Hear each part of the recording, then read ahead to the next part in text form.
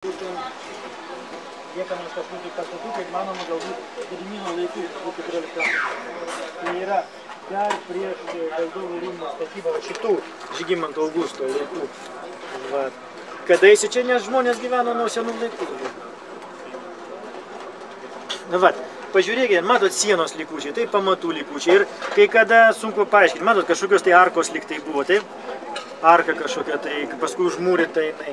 Matyt, kažkada tai anga buvo, ar ten, nu, įvairiems tikrai. Va, dabar, kol mes čia dar pažiūrėkite aplinkui. Va, čia, kai atstatinėjimą, mes toliau neisim, bet jūs matot, šiuolaikinės konstrukcijos, aišku, atstatinėjimą yra, bet va, įdomus dalykas, ten, matot, palikti likučiai yra to pastato, kuris buvo 2 aukštų. Tai vadinamo Šliosbergo namo.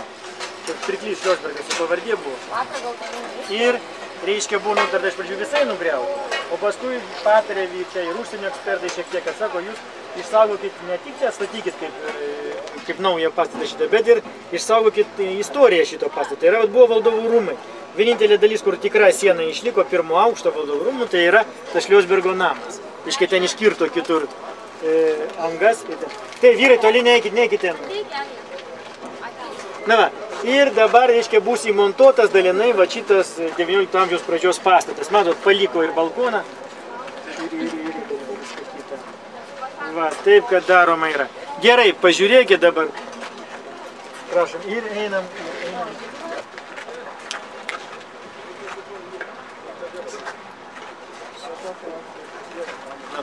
Va. Matot, yra atliekami kasinėjimai. Ir čia surandama įvairių amžių, reiškia, likučių. Pavyzdžiui, kažkas tai, bet matot, senoviniai, čia irgi, kaip ten grindinys surastas, kaip teigiama, ten galbūt 15-16 amžiaus yra. Po to, viršuje, čia apmūryta, vat matot, plytos, tai yra naujos, čia apmūryta specialiai tam, kad apsaugotų apsaugai. Dabar atraminės konstrukcijos, vat matot, čia yra įrengtos, tai vadinama Berlyno senutė. Tai yra, kai yra įgilinami, čia va šiuo atveju vibruojami. Nu, šiaip vibracijos nepageidavimas, aišku, tokiuose vietose, bet, nu, kaip jos kitaip įleisti, ja? Kažkaip viršinių polių siena, tai jau būtų, jinai pastovėjo, laikinas va šitas daro. Paskui jinai bus išardyta, profiliai ištraukti. Va atraminės sienos, taip, kad apsaugotų būtent tuos kasančius jo nuo grunto kažkokio tai užslinkimo ar panašiai. Va tokiu būdu daro ir vadinasi Berliner Verbau, šitą vokiškai. Berlyno senutė lietuviškai vadina. Vokiečiai pirmi. O matot, yra įvairių. Pavyzdžiui, matot, va ten toks apskritas yra, kaip toks revolverio būgnas, ne? Tai čia telefoną, kai buvo pirmosios telefono linijos tiesiamos 20 amžiaus pradžioj, tai čia telefonų, reiškia, buvo užkasta pirmieji tie kabeliai. Va, galima rasti caro laikų, pavyzdžiui, čia yra užkasta, ne užkasta, bet yra, jinai yra eksploatuojama, dar likusi. Caro laikų lietaus kanalizacija, pavyzdžiui, 19 amžiaus naudojama. Taip, kad matot, vienas ant kito, čia užsideda sluoksniai ir vat, po truputį tvarkoma, nu kaip sakyt, čia tai, ką mes turime ir po metų turėtų būti baigti darbai, turėtų būti Valdovų rūmai atidaryti. Nu, toliau patys pasiskaitysit, kas patiks, kas nepatiks. Aišku, galima sakyti, kad viskas nauja atkuriama, bet kitos išeities nebuvo, nes senų plytų jūs nerasit tokių, taip tiek, iš tikrųjų. Dabar pirkti iš tikrųjų tas brangias šiuolaikinės, bet atseit kaip senovinės plytas, nėra prasmės, nu dar kart pabrangtų. Dėl to naudoja šiuolaikinės, matot, gelžbetoninės konstrukcijos, ne? Jo aplinkui, vat stogas, metalinės karkasai. Tai yra viskas šiuolaikinė, bet bus apmūryta. Tiesiog, kad vaizdas sudarytų, reiškia iš išorės, bus toks kaip kamufliažas, galima sakyti. Tai yra ten skliautai, kurie būtų iš esmės tie skliautai, vat mūrus, jie nelaikys. Tai yra jie būtų tik tai tokie apdailai daugiau. Arba ten, tarkim, senovai buvo mediniai perdėti. Dabar aišku, gelžbetoninis, galinis, pieninis. Nu, bet realiai, priimtiniausias variantas. O viduje, atsargiai, praleikite. Pasitraukit priemonį vibratoriams. Tai yra va tiem dvipėjam įgilinti, matot, ir čia Berlyno senutė, ir čia padaryta yra. Va, jos įgilinti, yra toks vibratorius, kuris galinga vertikalų vibracinį judesį. Duoda ir įgilinami. Ir, na va, čia šiuo metu nedirba. O daugiau, ką aš jums noriu dar parodyti, tai yra čia apsauginiai vamzdžiai truputį toliau.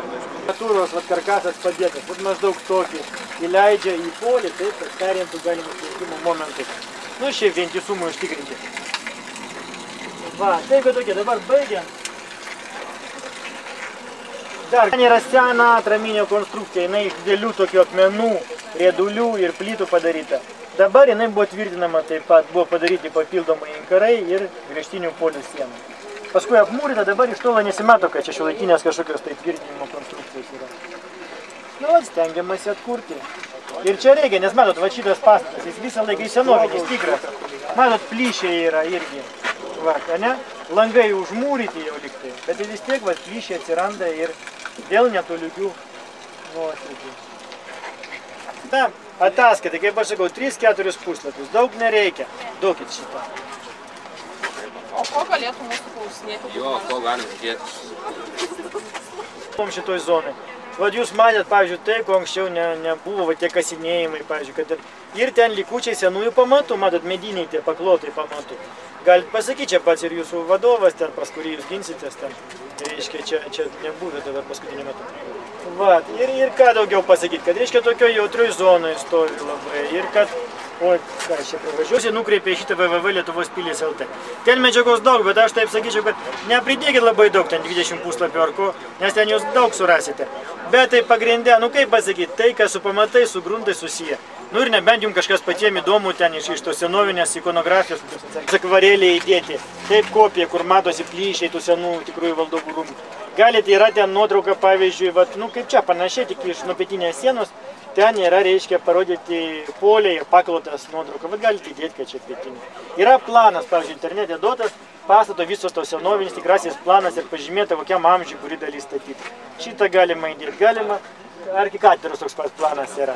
Bet tai nuo jūsų jau priklauso, kažkur aš sakau, čia 4 puslapių užtektų. Jeigu savo nuotraukas dar turėsit, galit nuotraukų įdėti keletą, jeigu ten nufotografavot, vat kaip čia viskas.